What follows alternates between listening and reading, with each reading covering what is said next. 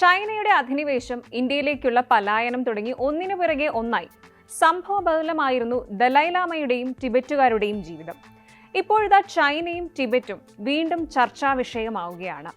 മുൻ US house speaker Nancy പെലോസിയും house foreign affairs committee chairman Michael മക്കോളിന്റെ നേതൃത്വത്തിലുള്ള 7 അംഗ സംഘം ടിബറ്റൻ പ്രവാസി സർക്കാരിന്റെയും ദലൈലാമയുടെയും ആസ്ഥാനമായ ഹിമാചൽ പ്രദേശിലെ ധർമ്മശാലയിൽ എത്തി ദലൈലാമയുമായുള്ള കൂടിക്കാഴ്ച നടത്തിയിരിക്കുന്നു.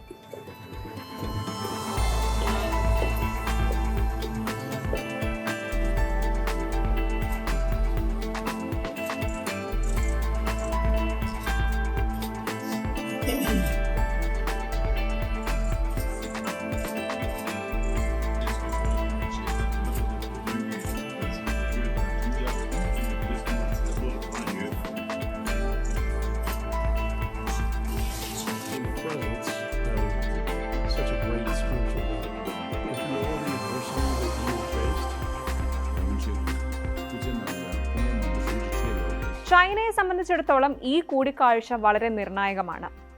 ചൈനയുടെ എതിർപ്പ് വകവയ്ക്കാതെയാണ് US കോൺഗ്രസ് പ്രതിനിധി സംഘം ഈ സന്ദർശനം നടത്തിയത്. ചൈനയുടെ വിമർശനങ്ങൾക്കും എതിർപ്പിനും കനത്ത മറുപടിയാണ് സന്ദർശന ശേഷം പെലോസി നൽകിയത്. ഷി ജിൻപിങ്ങിനെ ആരും ബഹുമാനിക്കില്ലെന്നും എന്നാൽ ദലൈലാമയുടെ അറിവും സ്നേഹവും എന്നും അനശ്വരമായി നിലകൊള്ളുമെന്നും നാൻസി പെലോസി പറയുന്നു. ദലൈലാമ തന്റെ അറിവും വിശുദ്ധിയും അതിരില്ലാത്ത സ്നേഹവും കൊണ്ട് കാലത്തെ അതിജീവിക്കും. കൂടാതെ ദലൈലാമയുടെ ടിബറ്റിന് അമേരിക്കയുടെ പിന്തുണ എന്നും ഉണ്ടാകുമെന്നും പെലോസി കൂട്ടിച്ചേർത്തു. ദലൈലാമയുടെ അനന്തരാവകാശിയെ നിശ്ചയിക്കുന്നതിൽ ചൈനയുടെ ഇടപെടൽ അനുവദിക്കില്ലെന്ന് പ്രതിനിധി സംഘം പറയുന്നുണ്ട്. 1959 ചൈന വിട്ടു വന്നപ്പോൾ മുതൽ ദലൈലാമയ്ക്കും ടിബറ്റുകാർക്കും അഭയം നൽകുന്നത് ഇന്ത്യയാണ്. ടിബറ്റുകാരുടെ അവകാശങ്ങൾക്ക് പിന്തുണ പ്രഖ്യാപിച്ചാണ് ഈ നിർണായക സന്ദർശനമെന്ന് US പറയുന്നു. ടിബറ്റ് തർക്കത്തിന് പരിഹാരം കാണാൻ ചൈനയെ സമ്മർദ്ദത്തിലാക്കാൻ ലക്ഷ്യമിട്ടുള്ള resolve Tibet act US president Joe Biden ഒപ്പുവയ്ക്കാൻ ഒരുങ്ങുന്നതിനിടെയാണ് പ്രതിനിധി സംഘത്തിന്റെ ഈ സന്ദർശനം. കഴിഞ്ഞ ആഴ്ച ബില്ലിന് US കോൺഗ്രസ് അനുമതി നൽകിയിരുന്നു. അതേസമയം നീക്കങ്ങളെ എതിർത്ത് ബെയ്ജിംഗും രംഗത്ത് വന്നിട്ടുണ്ട്. ടിബറ്റ് ചൈനയുടെ ആഭ്യന്തര കാര്യമാണെന്നും പുറമേ നിന്നുള്ള ഇടപെടൽ ആവശ്യമില്ലെന്നും ചൈന പറയുന്നു.